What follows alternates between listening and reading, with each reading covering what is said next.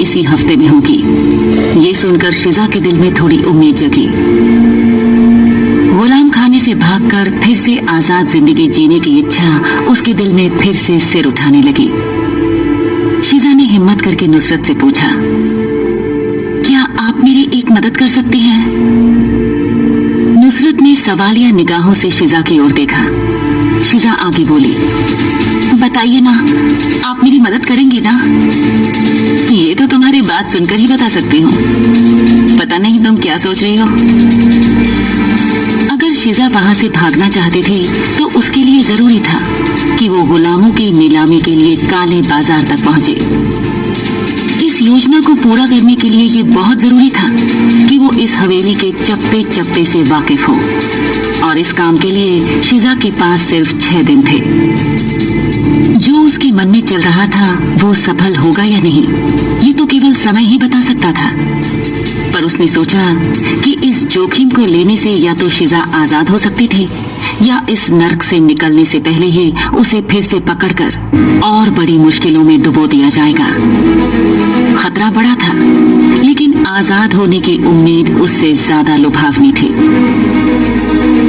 केवल उम्मीद के सहारे जिंदा इंसान अक्सर बड़े बड़े खतरे उठा लेता है। शिजा ने मौका ना गंवाते हुए नुसरत से पूछा, क्या आप मुझे हवेली के बाहरी हिस्से और आसपास के बारे में जानने में मदद करेंगी?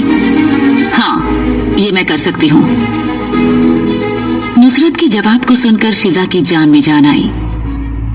तभी गुलामों से सफाई करवाने के लिए उन्हें बाहर ले जाने वाले पहरेदार आ गए। सभी गुलामों को कतार में गुलाम खाने के अंत तक ले जाया गया। गुसल खाने के दरवाजे से आगे गलियारा एक ओर मुड़ जाता था। इस जगह दोनों ओर पहरेदार खड़े थे। थोड़ी दूरी पर बड़ा सा लकड़ी का दरवाजा था जो बाहर से बंद था। पहरेदारों के कहने पर दरवाजा खुला। सामने सीढ़ियां थी जिन्हें चढ़कर शिजा बाकी गुलामों के साथ हवेली के पिछले हिस्से में पहुंची। कई दिन बाद सूरज की रोशनी देखकर गुलामों की आंखें चौंधी आ गईं। सभी पहरेदारों ने अपने सिर और चेहरे काले कपड़ों से ढक लिए थे। यहाँ जमीनी मंजिल पर आकर शिजा ने देखा कि उसकी भागने की योजना, जो अब तक उसके दिमाग में चल रही थी, असलियत से कोसों दूर थी। हवेली को एक बड़ी सी जमीन के बीचों बीच बनाया गया था। 2 मंजिला तहखानों में गुलामों को बंद रखा जाता था। इस हवेली के चारों तरफ ऊंची ऊंची सपाट दीवारें थी जिन पर कोई नहीं चढ़ सकता था। अगर कोई कोशिश करता भी तो बहुत संभावना थी कि आधी ऊंचाई तक पहुंचते पहुंचते या तो भागने की कोशिश करने वाला फिसल कर नीचे गिर जाता था, या पहरेदार देख लेते। पूरी 4 दीवारी के साथ थोड़ी थोड़ी दूरी पर पहरेदार खड़े थे। जल्द ही गुलामों को 2 भागों में बांट दिया गया। लड़कों को बाहरी हिस्से और लड़कियों को हवेली की इस जमीनी मंजिल पर बड़े बड़े कमरों को साफ करने का हुक्म मिला। इन कमरों में शायद बैठकें हुआ करती थी। ग्राहकों से सौदा भी शायद यही पटाया जाता था। सभी लोग सफाई के लिए दिए गए सामान उठाकर काम पर लग गए। नुसरत और शिजा साथ ही थे। ये कमरे इतने बड़े थे कि एक एक कमरे में शिजा के घर जैसे 5-6 घर समा सकते थे। कुछ कमरे मेहमानों के लिए थे, कुछ रोजमर्रा के कामों के लिए। चीजों को झाड़ते पहुंचते और फर्श को चमकाते हुए लगभग आधा दिन बीत गया।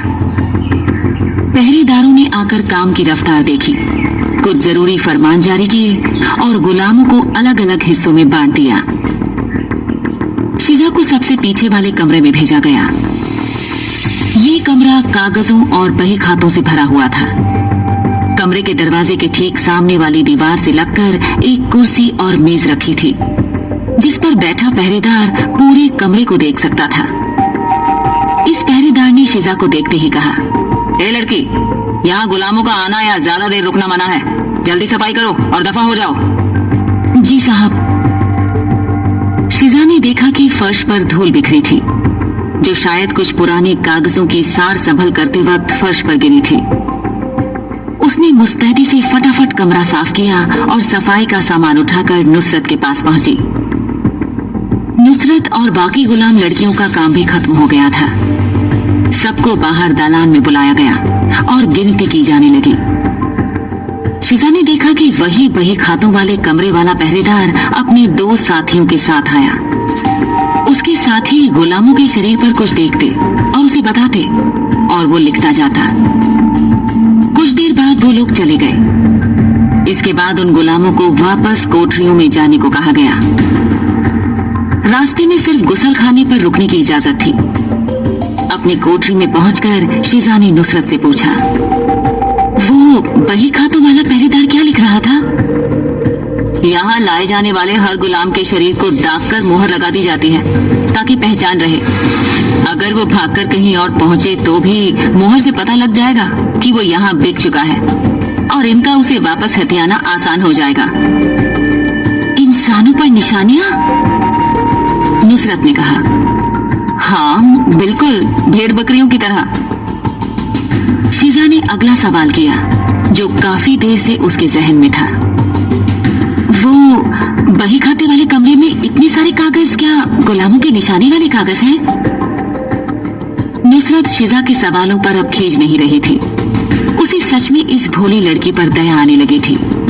उसने शिजा को बताया, देखो ये सब पहरेदार किसी बड़े रईस के नौकर हैं। हर खरीद फरोख्त का हिसाब रखना होता है, इसलिए मुख्य पहरेदार अपने अपने काम के घंटों में हुई मुख्य बातें कागजों पर लिख जाते हैं, जिन्हें वो बही खातों वाला पहरेदार बही में लिख देता है। और बही खाते वाले कमरे में गुलामों से जुड़ी हर जानकारी होती है। कौन से गुलाम इस हफ्ते लाए गए, कितने मारे गए, कौन गुलाम खाने से बिक गया, कितने पैसों में बिका, और बाकी में से कौन से गुलाम नीलामी में बिकने जाएंगे, ये सब बातें लिखी जाती हैं। शिजा के कान आखिरी बात पर खड़े हो गए। वो बोली, कौन से गुलाम बिकेंगे इसकी भी फहरिस्त बनाई जाती है? उस फहरिस्त में मेरा नाम होगा या नहीं? तभी एक पहरेदार उनकी कोठरी में दाखिल हुआ। उसने हाथ में पकड़ा पानी का मटका और खाना एक कोने में रखा और नुसरत को देखकर मुस्कुराने लगा। नुसरत ने भी उसकी तरफ एक दिल फेंक मुस्कान उछाली और वो पहरेदार तीर की तरह बाहर निकल गया। कोठरी का दरवाजा बाहर से बंद कर दिया गया। पहरेदार के कदमों की आहट दूर जाकर सुनाई देनी बंद हो गई। ये पहरेदार तुम्हारा दोस्त था क्या? और आज सुबह तो खाना मिला था, फिर दोबारा? शिजा के चेहरे पर अचरज देखकर नुसरत बोली, दोस्त कहना गलत होगा, जरूरत का रिश्ता कह लो। वो इस पहरेदारों से ऊंचे मुकाम पर है। उसे जो चाहिए वो मैं उसे दे देती हूँ, बदले में वो मेरा ख्याल रखता है। आओ कुछ खा लो। क्या कह रही थी तुम उस पहरेदार के आने से पहले? कुछ पूछा था ना तुमने? शिजा के तेजी से खाना खाते हाथ रुक गए। उसने मुश्किल से मुंह में लिया निवाला निगला और बोली, इस हफ्ते जो फहरिस्त बनेगी उसमें मेरा नाम होगा या नहीं? उस फहरिस्त में उन्हीं गुलामों का नाम होता है जिन पर मोहर लगा दी जाती है। तुम तो अभी अभी आई हो, अभी तो तुम्हें अमीरों के घरों के तौर तरीके सिखाए जाएंगे और पुख्ता किया जाएगा कि तुम भागने की कोशिश या हुक्म न मानने की बेअदबी नहीं करोगी। हर नए गुलाम को ये सब सिखाया जाता है, लेकिन तुम पर अभी तक निशान नहीं लगा है। खुद को किस्मत वाली समझो। नुसरत की बातों से अचरज में पड़ी शिजा बोली, क्या खाक खुद को किस्मत वाली समझो? और क्यों भला?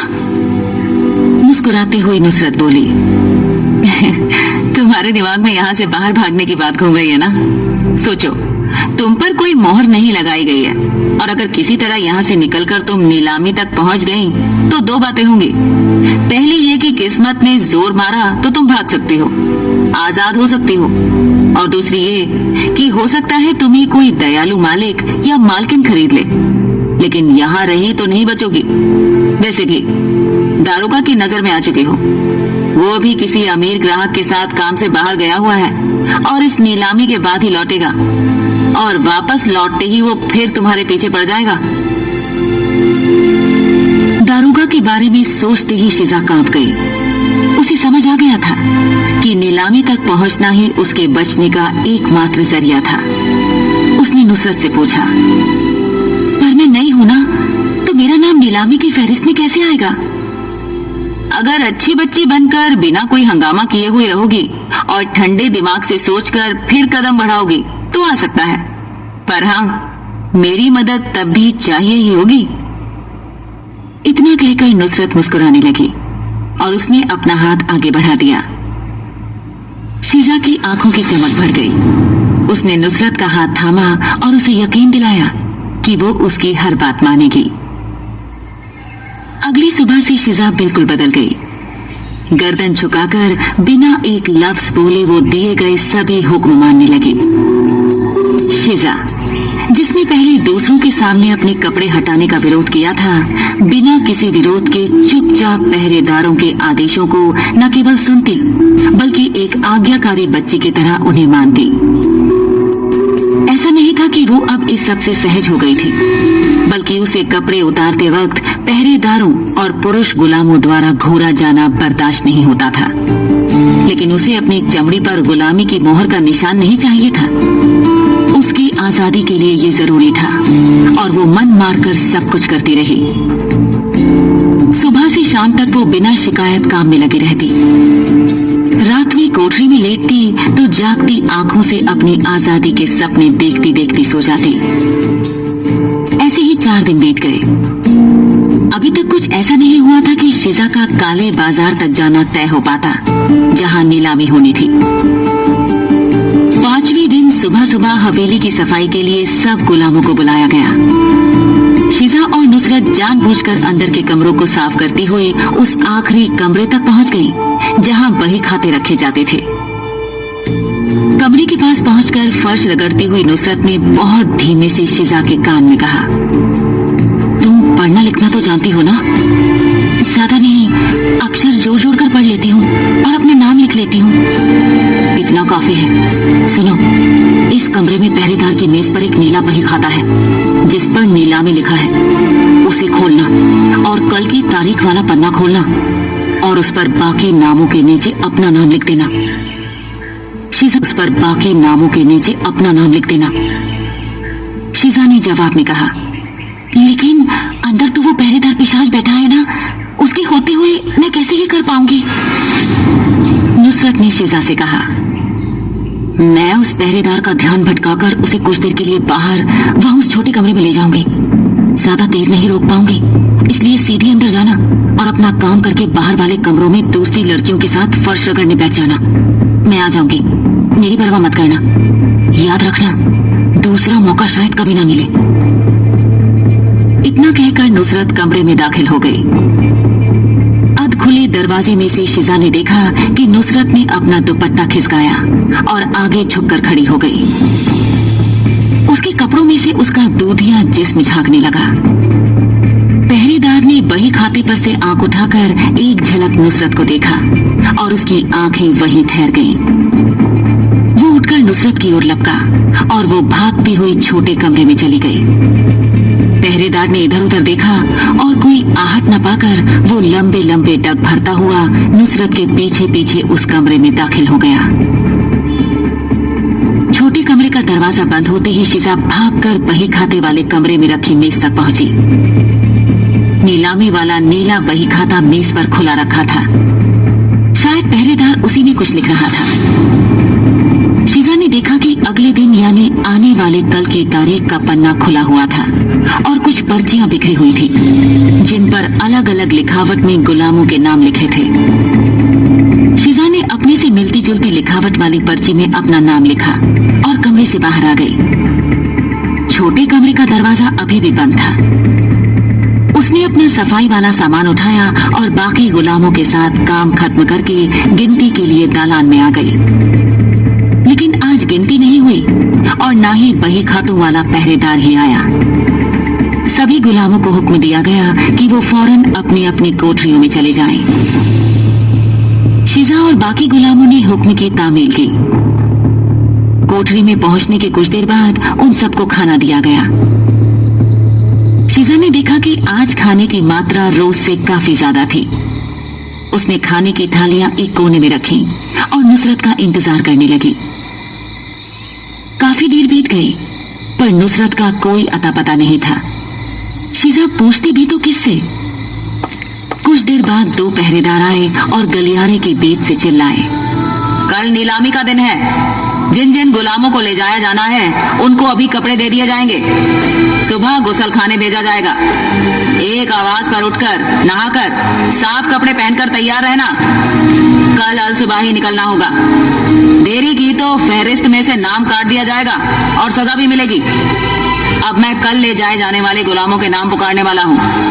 जिनका नाम पुकारा जाए वो अपनी अपनी कोठरी के दरवाजे पर आ जाएं फौरन। शिजा सांस रोककर मन ही मन दुआ करती हुई सुनने लगी। उसे लगा कि अगर उसका नाम नहीं पुकारा गया तो वो शायद मर ही जाएगी। इस वक्त उसे नुसरत की कमी महसूस हो रही थी, लेकिन वो पता नहीं क्यों वापस नहीं आई। तभी पहरेदार ने नाम पुकारने शुरू किए। हर नाम के साथ शिजा के दिल में मायूसी भरती जाती। लगभग आधे नाम पुकारे जाने के बाद जैसी कोई करामात हुई और शिजा का नाम पुकारा गया। कुछ और नाम पुकारने के बाद उन सबको कपड़े दिए गए और पहरेदार चले गए। शिजा ने मन ही मन रब का शुक्रिया अदा किया और खाना खाने बैठ गई। आधी रात हो चली थी और भूख से उसकी जान निकल रही थी।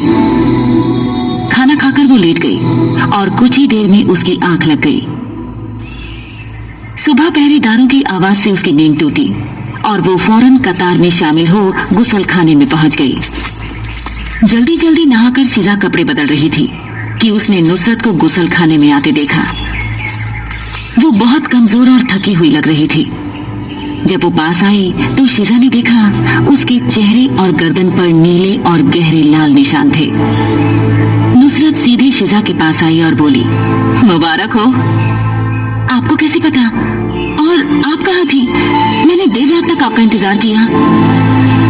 नुसरत ने अपना शॉल हटाया तो शिजा हैरान रह गई। उसके जिस्म का हर हिस्सा उस पहरेदार की हवस की गवाही दे रहा था। सब जगह काटने नोचने के निशान थे। साफ था कि शिजा की मदद के लिए नुसरत अपने आप को पूरी रात एक भेड़िए से नुचवा कर आई थी। शिजा की आंखों में आंसू आ गए और वो बोली, आपने मेरे लिए इतना कुछ किया, क्या कुछ नहीं सहा। मैं आपका एहसान कभी नहीं भूलूंगी।